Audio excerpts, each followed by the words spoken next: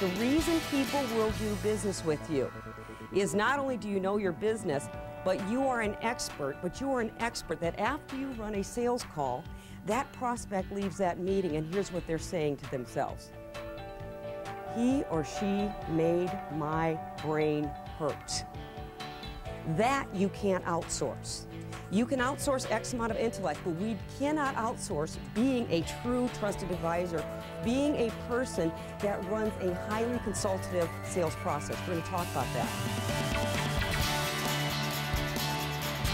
Patty was a person of perspective. She knew at that point, me being vice president of sales, I had a problem to tackle. I didn't need another problem.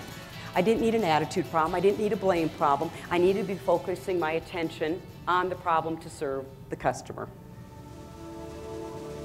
Helping others get their crops in means you gotta pay attention to something besides yourself. Great sales organizations are grounded. They never catch the disease of arrogance, which has two sister diseases called complacency and mediocrity.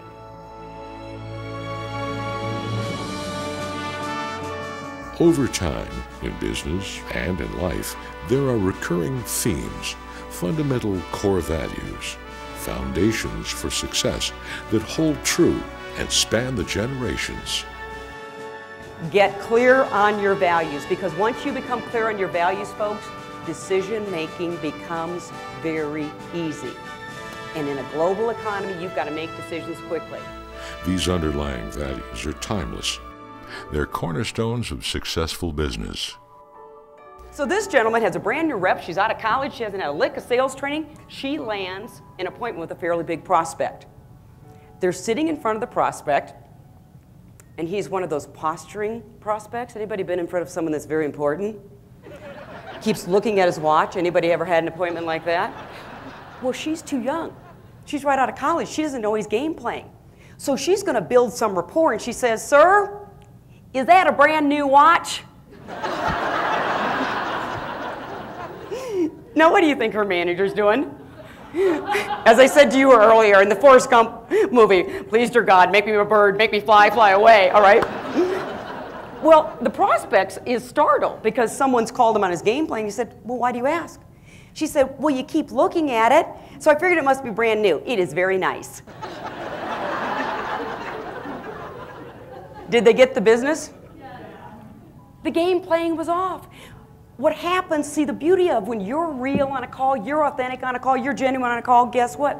It takes two to play the game. Colleen Stanley is a professional speaker and author.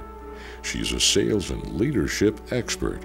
Before you can build a marketing strategy, a sales strategy, you really have to know who do you do your best work for.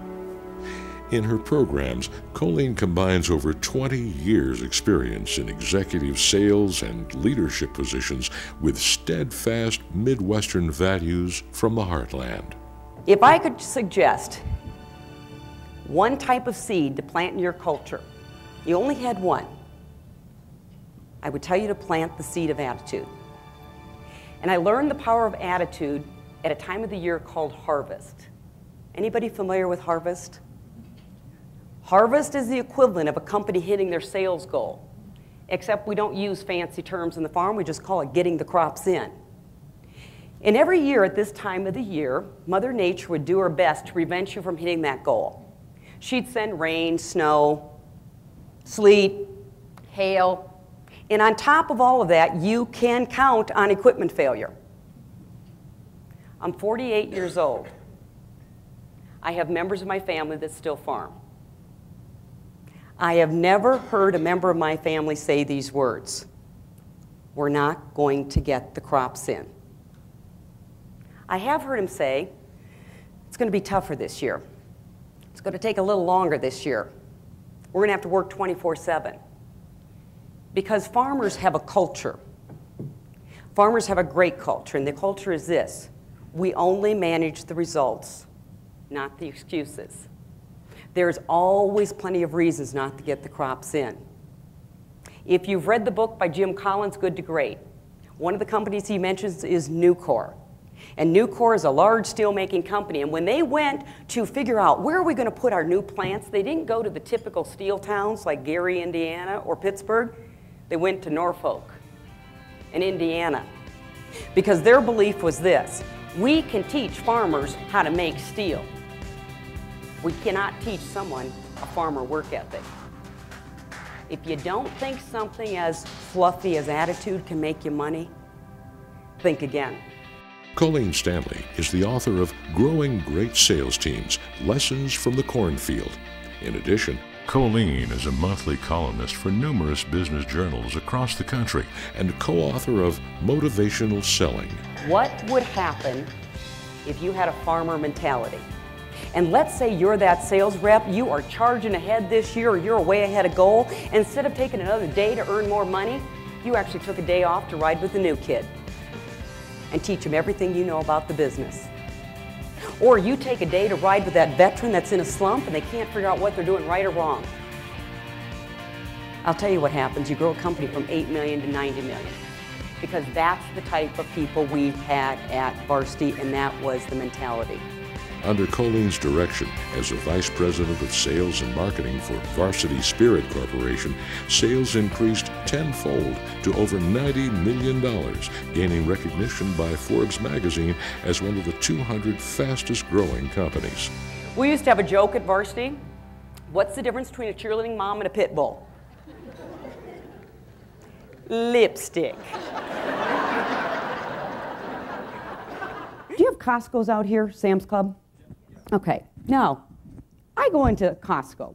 What kind of a buyer am I?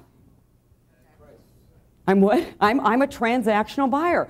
I'm not expecting personnel to show me where anything is. I'm not expecting someone to point me out the size, tell me it looks fabulous, the meat's good, etc.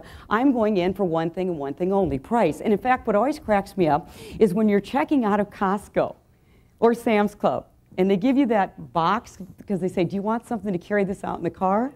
And they give you a box with no sides because you don't get a bag. And do you all say this? Thank you, I really appreciate it. And you're real grateful for this box after you purchased $500 worth of groceries. Then I get in my car and I drive over to Whole Foods Natural Foods, right? And I pay $6 for a red pepper that has been told to me by the personnel that a pesticide has never seen this thing. So now I'm a value buyer. And when I check out of that grocery store, I have what? A nice, thick plastic bag. Are these stores competing for the same customer? No. They're perfectly clear, perfectly comfortable with this is our business model, and everything we do as the value buyer, value model, is what we'll build. That means from hiring personnel, the type of services, and the products we provide. On the other hand, Costco and Sam's Club, very clear on their model. Today, Colleen Stanley takes her audience on a timeless journey, revisiting fundamental heartland values, powerful lessons she learned from growing up on an Iowa farm. Colleen draws from these lessons to create great sales teams, higher sales results, effective leadership outcomes. I will guarantee you this: you will always be beat by the company that has a culture of show up and try, figure it out, and do your best. Second lesson I learned growing up in the heartland was being the real deal.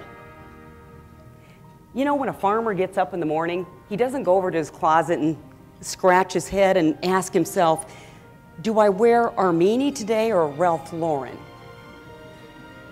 Labels don't mean much on the farm because people from the heartland are more concerned about who you are than what you do. When you go into a sales meeting, instead of seeking to make a sale, why don't we seek to look for the truth? Why don't we seek to look, is this a prospect that really has a problem that I can solve? Is this a prospect that's really committed to solving the problem, investing the time and money? If we would go in with critical thinking skills, almost a skeptical mindset, we would really get to the root cause of more problems. Because instead of buying the buying signal, does anyone know what I mean by that? Dee hears from her prospects, gee, I'm just lousy at communication. Now, if Dee didn't have a skeptical mindset, she'd start buying that buying signal. And she'd actually believe that they had a communications problem.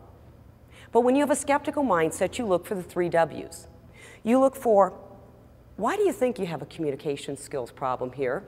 What's the impact it's having on your organization today? And if you don't clear up this communications problem, how is it going to affect your organization in the future? Great sales organizations, great sales professionals seek the truth, they seek to do the right thing, and they have a skeptical mindset. Colleen's keynotes and workshops offer fundamental, time-tested lessons and principles that can be applied toward today's modern business environment. Focus, by the way, is the new leadership skill of the future. We live in a high-tech society. We got cell phones, they're strapped to our hip. The minute they go off, we're at attention. It reminds me of old Gunsmoke shows, all right? And then we've got PDAs, we got Crackberries, we got Trios, and the minute an email comes across, we read it. We are connected. And I will share with you, in our desire to be connected, we are becoming disconnected. Because I can't tell you how many times I've been having a conversation with someone, and I think it's a pretty good conversation, and one of the electronics goes off. You know, it's like a dog with a shock collar. And the person drops the conversation to check into the technology. I can't tell you how many meetings I've been in where people are presenting, a coworker, guest speaker, and no one's paying attention because everybody's checking the BlackBerries. Focus is the new leadership skill of the future. Colleen believes in the new age of selling and leadership. It's our core values that remain best business practices. When you go back to your offices today, I hope you'll think about the Heartland principles. They are the foundation for building great organizations. Thanks. For booking information, please contact the person who provided this program.